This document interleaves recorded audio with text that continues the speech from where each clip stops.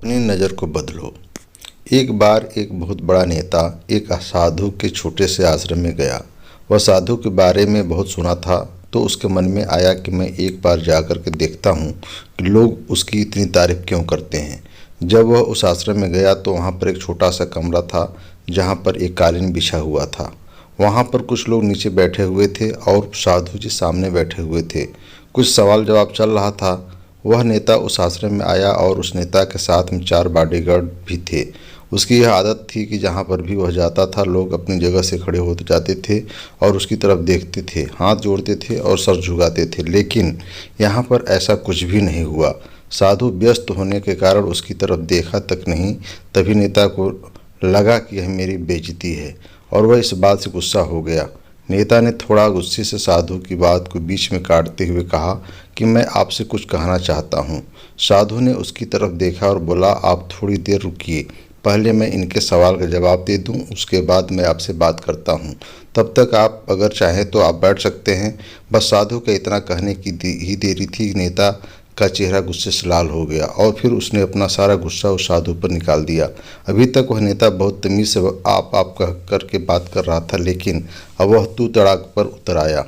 नेता ने उस साधु को कहा, तुझे पता भी है मैं कौन हूँ और तू किससे बात कर रहा है? साधु ने उसकी तरफ देखा और कहा, मुझे इससे कोई फ़र्क नहीं पड़ता है कि आप कौन हैं, लेकिन आप जो कोई भी हैं, अगर आप चाहते हैं कि मैं आपके सवाल का जवाब दूं या आपसे बात करूं तो आपको कुछ देर रुकना होगा। और साधु की यह कहते ही नेता गुस्से से पागल हो गया और वहीं सबके सामने चीखने चिल्लाने लग गया। अब मैं तुझे तेरी असली औकात दिखाऊंगा। तूने मुझसे पंगा लेकर के ठीक नहीं किया। तुझे पता भी है मैं तेरे बारे में क्या सोचता हूँ। साधु ने फिर से नेता को तरफ देखा और बड़े ही प्रेम से कहा कि मुझसे इससे कोई फ़र्क नहीं पड़ता कि आप मेरे बारे में क्या सोचते हैं।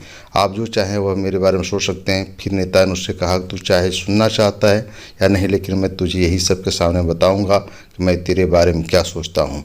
तू कोई साधु नहीं है, तू एक बहुत ही घटिया इंसान है, तू एक ढोंगी है, पाखंडी है और यहाँ पर जितने भी लोग बैठे हैं उन सबको बेवकूफ़ बना रहा है। तेरा बस एक ही मकसद है, इन लोगों को जेब में जितना भी पैसा हुआ सब तेरे पास आ जाए। तू अपने फ़ायदे के लिए इन लोगों का इस्तेमाल कर रहा है और मैं तुझे नहीं छोड़ने वाला हूँ। पूरी दुनिया के सामने तेरा पर्दाफाश करके रहूँगा। लेकिन इसके इतना बोलने के बाद भी हल्की सी मुस्कान साधु के चेहरे पर बनी रही। यह देखकर वह और भी तिलमिला गया और उसने, अब बहुत हो गया, अब मैं यहाँ 1 मिनट भी नहीं रुकने वाला। लेकिन अभी भी तेरे पास मौका है, अगर मुझसे माफ़ी मांगनी है या मुझसे कुछ कहना है तो कह सकते हो। इतना सब होने के बाद भी साधु के चेहरे पर एक मुस्कान थी और वह बिल्कुल शांत था। और फिर उन्होंने अपनी आंखें बंद करी और फिर साधु ने अपनी आंखें खोली, हाथ जोड़े और कहा कि मुझे आपसे कोई गिला शिकवा नहीं है। आपके लिए मेरे मन में कोई भी गलत ख्याल नहीं है। जो भी मेरे बारे में आपने कहा वह आपकी अपनी सोच थी, तो मुझे आप में कोई भी बुराई नज़र नहीं आती है। मुझे आप बहुत ही भले इंसान लग रहे हैं। और साधु की तरह कहते ही नेताजी का दिमाग 7वें आसमान पर पहुंच गया। उसके चेहरे पर एक अजीब सी खुशी थी, क्योंकि उस साधु ने वही कहा जो बाकी सब लोग उस नेता को कहते हैं।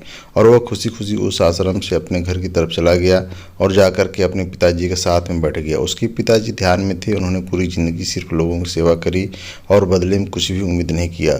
थोड़ी देर बाद जब उन्होंने अपनी आंखें खोली और देखा अपने बेटे को अपने साथ बैठे हुए, तो उनके बेटे के चेहरे पर आज एक अजीब सी खुशी थी जो आज से पहले उन्होंने कभी नहीं देखी थी। फिर उसने एक एक करके सब कुछ बताया कि आज क्या हुआ, किस तरह से वह आश्रम गया और वहाँ पर क्या हुआ, उसने क्या कहा और साधु जी ने क्या कहा। जब उसके पिताजी ने पूरी बात सुनी तो थोड़ा सा मुस्कुराए और अपने बेटे को देख करके बोले कि उन्होंने तुम्हारी तकलीफ़ नहीं करी, क्योंकि तुम उन्होंने वह नहीं कहा जो तुम हो, उन्होंने वह कहा कि जो वह खुद है। और तुमने जो भी कुछ उनको कहा वो नहीं कहा कि वो जो है, बल्कि तुमने वह कहा जो तुम खुद हो। यही बात वेदों में भी कही गई है, यथा दृष्टि तथा सृष्टि। यह दुनिया तुम्हें वैसी नहीं दिखती जैसी ये दुनिया है, यह दुनिया वैसी दिखती है तुम जैसे तुम खुद हो। जिसकी नज़र जैसी उसके लिए यह दुनिया वैसी ही है। तो अगर तुम अपनी दुनिया को बदलना चाहती हो तो उसका सिर्फ एक तरीका है, अपनी नज़र को बदलो। दोस्तों, मुझे आशा ही नहीं पूर्ण विश्वास है कि यह कहानी आपको ज़रूर पसंद आई होगी। यदि पसंद आई है तो आप कमेंट, लाइक, शेयर और सब्सक्राइब ज़रूर करें। यह आपके लिए, मेरे लिए बहुत ही बड़ा योगदान होगा, बहुत बड़ा सपोर्ट होगा। धन्यवाद, धन्यवाद, धन्यवाद।